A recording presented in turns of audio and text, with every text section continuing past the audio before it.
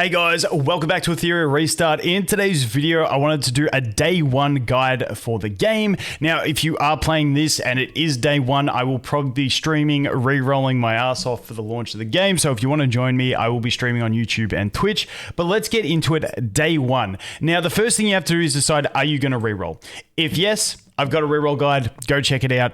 Make your pick and reroll. Get the account you want. If you're not rerolling, skip this part. Just play the game. Let's get on to the next thing. So the next thing is what you really want to be always coming back to is your main quest. On day one, you're going to be unlocking different sections of this main quest fairly quickly. So whenever a section of the main quest is open, just do it. It's going to give you some easy pieces of gear and stuff like that and help you unlock more aspects of the game.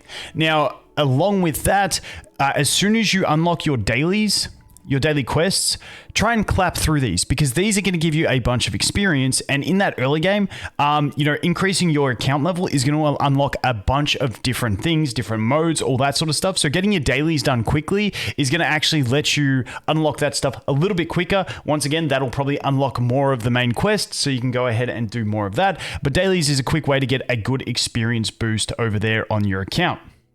Now, like I said, after the main quest, you always want to be doing that when it unlocks. What do you do when it's not unlocked and you're requiring a level cap increase? Well, that is when you come to the Hyperlink charter, go through all of these ones, and this will just guide you on stuff that you can do that won't be a waste of your stability or stamina or energy or whatever you want to call it. You do whatever these tell you because these give you fantastic rewards for clearing them, and they will unlock new sections which give you more rewards. Now, eventually, these will give you level cap requirements, so you've got to reach X level to complete these. Once you're at that, you know you're pretty much up to date on these. But in general, in day one, you can just keep following these things, jump into all of these different ones, do whatever they require you to do, and just keep progressing through them. Because that, whatever you're doing in these, if it's progressing you through these, it's not a waste of stamina and you don't have to worry about that. Now, if you feel like you've done everything you can do in these Hyperlink charters and you're like, what do I do next? The next thing to consider is, do you have any first clears you can do? Over on this test build, I've been lazy. I'm pretty sure there's some of these ones that I haven't done my first clear. You can see if I clear this, I get a summon. If I clear this, I get some gems. But essentially, first clears on anything, and those first clears are pretty much going to apply to these things up the top here: Grim Pursuit, Threshold, Investigation, and GP Outpost. These are your general resource grinds, and these are all going to have first clear rewards for all of them. Just go ahead and do your first clears because it's not a waste of stamina to do your first clear, because eventually you're going to have to farm every one of these things anyway, essentially. So like I said, doing your first clears here is just always a safe use of your energy, your stability in the early game. Now, the next thing I want to talk about is when you unlock different aspects of the game. So when you unlock the union, I would definitely jump in, get yourself into a union, try and find one with a lot of players. If you're playing casually, if you've got a formed one, go nuts. There's just a lot of good rewards. You get check-in stability, you get extra stability through the bossing, you get dupes for your characters, you gain access to the union shop, which gets you more resources. Basically, just jump in here as soon as you can. Make sure you're in a union when it opens. Then on top of that, we have the arena. When the arena unlocks, any different arena, jump in and do it. I know you may not like arena, but there'll be should be a lot of bots if you're starting at global launch. So hopefully you can find some easy wins because that way you can start climbing up the ranks. And as you start climbing up the ranks, you will get extra rewards as well. So when you unlock arena, it's nice to jump in there and get that extra resources that you can get from actually just doing the arena. It's a really nice way to get some early progression. Now, past that, it's going to be, once again, reverting back to the general cycle of, do I have any main quests that I can do? No. Do I have anything in the Hyperlink charter that I can do? No. Okay. Do I have any first clears that I can do? If no, then you've got to pick something to farm out of these ones that's going to give you not bad progression. Now, I always find the investigation with Animus XP in the early game, it's not a bad one because you're probably still trying to level up your main team. So doing some of that is not a bad option. Same with GP Outpost when you unlock it. If you do unlock that on the first day, then you can go ahead and you can get some of the early prowess into your characters, which are these first 5 on each node, because they're just going to give you some nice little stat boosts. So you can look to doing them. Now you can do a little bit of module farming and shell farming. I don't really like doing that when you're still getting the blue and purple drops. Once you go beyond that, it's a bit better. But once again, I feel like for day one specifically, with Grim Pursuit and Threshold, threshold, the drops that you get through the forced ones that you're meant to be doing through these challenges, I feel like the gear that you get through that is enough for day one when we talk to blue and purple rarity gear and stuff like that. Once you get into the gold rarity, by all means, then you can start looking to trying to get